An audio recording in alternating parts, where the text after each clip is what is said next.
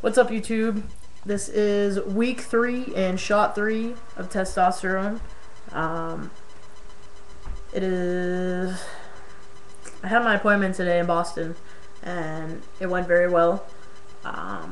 Left the house early enough that I could get there early. I knew I was going to get there early, but with Boston traffic, you just can't determine how long it's going to take you to get there, because I've sat last week on Thursday, or Wednesday actually.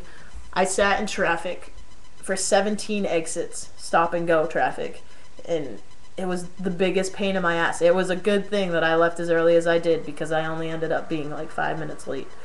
So I've got myself in a habit leaving a little bit early, because I hate running into that problem where I have to call and tell them I'm going to be late, because that's just an inconvenience for them.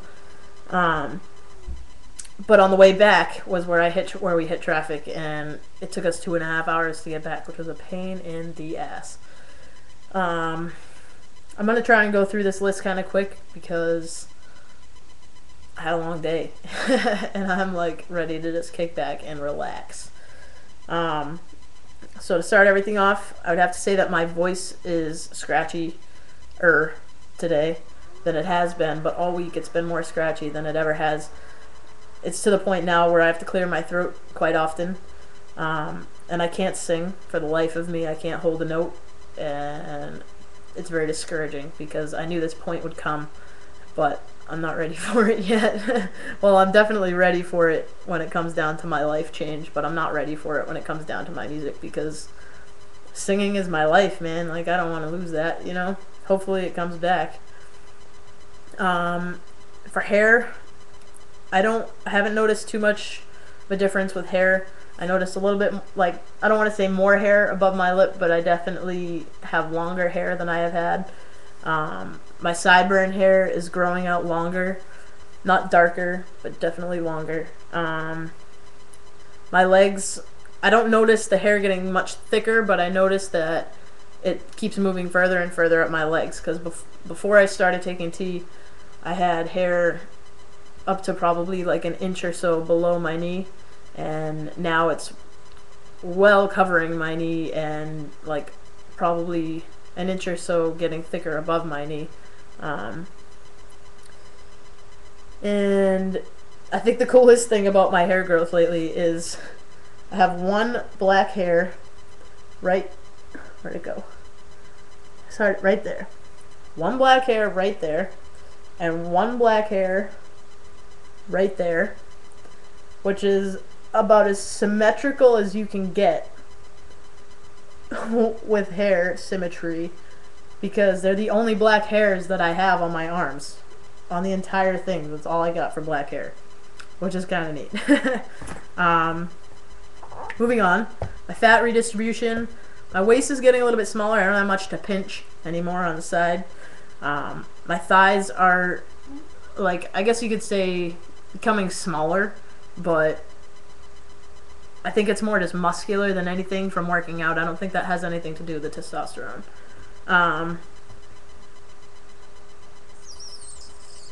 Let's see.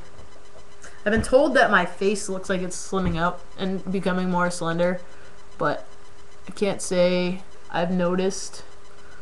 I know that my acne is getting a little better as opposed to worse, because I have the shit that I've been using, and I mean, I guess I notice it worse if I don't put my shit on, but I'm pretty good about keeping up with it. Moving along, dick growth. I would have to say that from week 1 I have noticed quite a bit of a difference. And I think I've noticed the most growth within the first few days after my shot. I honestly can't believe how much I've had in dick growth just in 3 weeks now, but I'm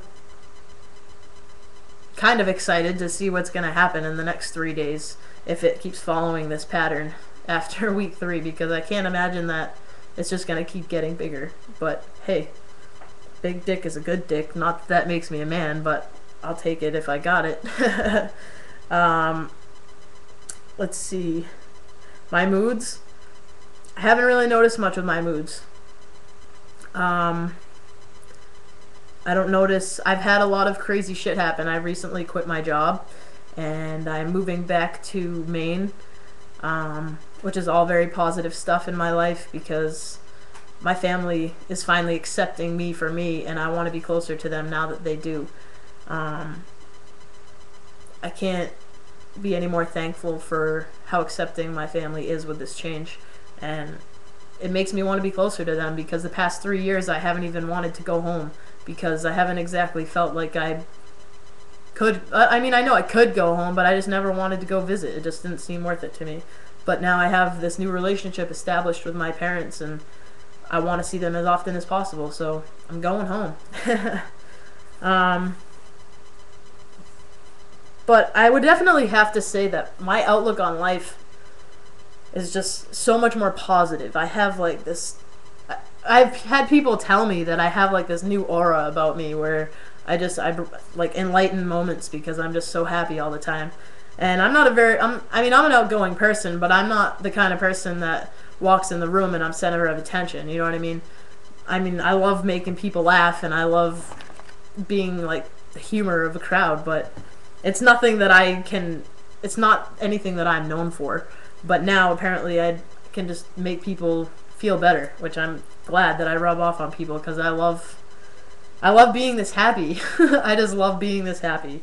And along with that, my dysphoria hasn't even been very bad lately. Like, the biggest dysphoria that I have is obviously with my chest, and I'm not even very big chested.